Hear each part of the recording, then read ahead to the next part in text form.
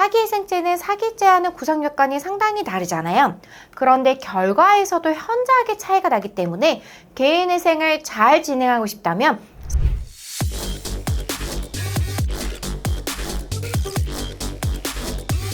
안녕하세요. 희생파산 전문 변호사 장현정입니다. 개인회생 신청의 굉장한 장점은 법원이 요구하는 일정한 요건을 갖추어서 절차를 잘 수행하면 채무자가 지은 빚을 최대 90%까지도 탕감을 해주는 거잖아요.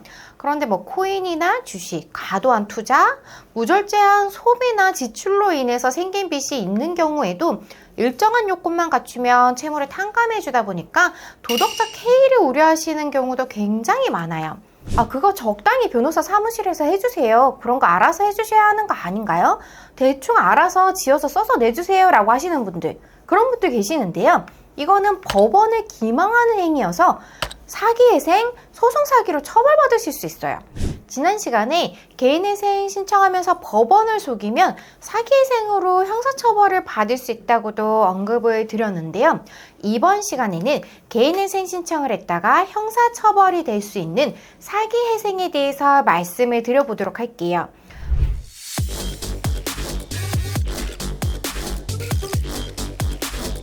사기회생은 우리 형법상의 사기죄와는 좀 달라요. 다들 잘 아시는 사기죄는 우리 형법에 규정되어 있는 고의적으로 채무를 발생시킨 뒤 갚지 않고 개인회생을 신청하면 채권자가 채무자를 사기죄로 고사해서 처벌받을 수 있잖아요.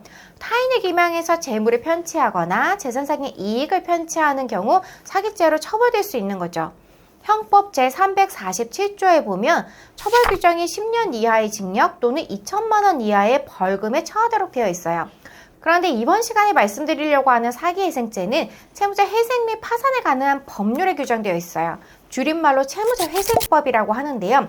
채무자회생법 제643조 제3항에 따르면 채무자가 자기 또는 타인의 이익을 도모하거나 채권자를 해할 목적으로 재산을 은닉 또는 손괴하거나 채권자에게 불이익하게 처분하는 행위라거나 허위로 부담을 증가시키는 행위를 하고 채무자에 대하여 개인회생 절차 개시 결정이 확정된 때에는 5년 이하의 징역 또는 5천만 원 이하의 벌금에 처하도록 되어 있어요. 사기회생죄의 처벌 수위 역시 결코 가볍지 않잖아요. 그런데 사기회생죄는 사기라는 단어가 들어가 있긴 한데 우리가 일반적으로 알고 있는 형법상의 사기죄와는 다소 다르죠. 어떤 경우에 사기회생죄가 성립될 수 있는지에 대해서 방금 살펴본 규정에서 두 가지 행위를 규정하고 있는데요. 첫 번째는 재산을 은닉 또는 손괴하거나 채권자에게 불이익한 처분행위를 한 경우예요. 사기회생죄가 성립할 수 있는 재산을 은닉하는 행위는 채권자 또는 회생위원에 대하여 재산의 발견을 불가능 또는 곤란하게 하는 것으로 단순히 재산을 장소적으로 이동시켜 그 소재를 불명케 하는 행위뿐만 아니라 재산의 소유관계를 불명하게 하는 행위도 포함해서 형법상 강제집행 면탈죄의 허위 양도도 포함이 되어요. 쉽게 말하면 허위로 재산을 양도했다던가 재산을 너무 싸게 팔았을 경우, 증여를 해주었을 경우 해당될 수 있어요. 만약 채무자가 개인회생을 하기 직전이나 개인회생을 진행 중에 재산을 매우 싸게 팔아서 넘기거나 증여로 처분을 해버렸다면 채권자들이 그만큼 피해를 보는 거잖아요. 개인회생에서 정말 중요한 원칙인 청산가치 보장의 원칙이 있는데요.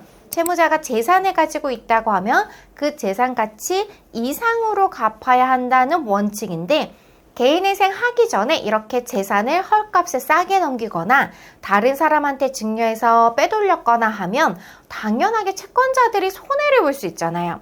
그래서 이런 행위는 사기회생으로 처벌하도록 규정하고 있는 거죠.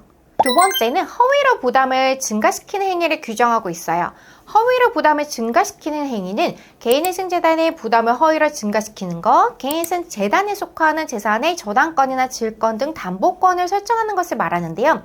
쉽게 말하자면 존재하지도 않는 빚이 있다고 채권자를 허위로 만들거나 빚이 있지도 않는데 특정인에게 근저당권을 설정해주는 행위를 말해요.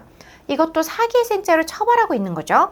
존재하지도 않는 채권자를 만들어서 허위의 채권자를 채권자 명단에 넣으면 그 채권자에게도 변제금이 배당이 나갈 텐데 그 돈을 채무자가 다시 돌려받는 행위를 한다? 이러면 사기회생죄로 처벌이 될 수 있어요.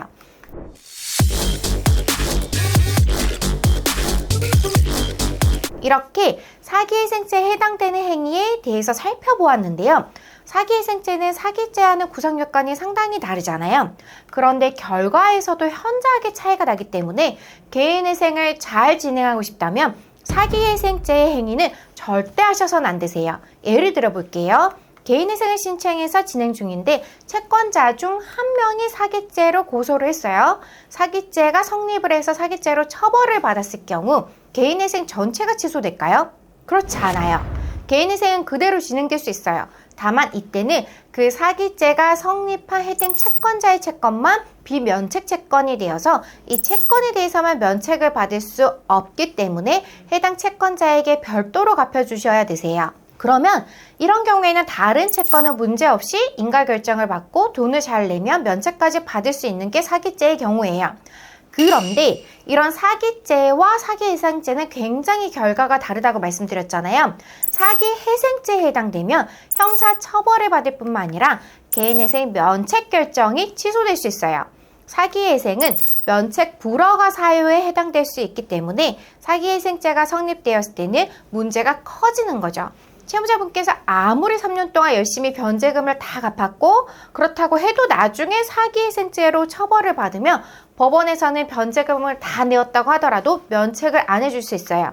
면책 결정까지 받은 이후에 사기회생죄로 처벌받은 경우에도 역시 부정한 방법으로 면책을 받은 경우에 해당될 수 있어서 면책이 취소될 수도 있으세요. 그래서 사기회생죄에 해당되면 개인회생 전체에 문제가 생길 수 있고 면책을 받지 못하거나 면책을 받았다가도 취소될 수 있는 거죠.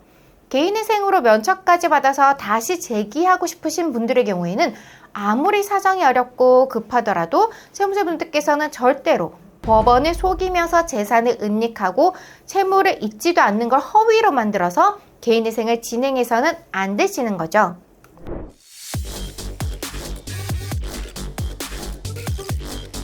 사기회생을 하게 되면 면책을 못 받을 수도 있고 면책 결정을 받았다가도 취소될 수 있다는 점 꼭 기억을 하시고 그런 행위를 할 생각은 애초에 하시면 안 되십니다. 이번 시간에는 사기회생의 행위 유형과 면책이 취소될 수 있는 결과에 대해서 살펴보았는데요. 보다 궁금하신 점이 있으시면 저희 법률사무소에 전화로 문의를 주시거나 댓글을 달아주세요. 지금까지 장현정TV의 장현정 변호사였습니다. 감사합니다.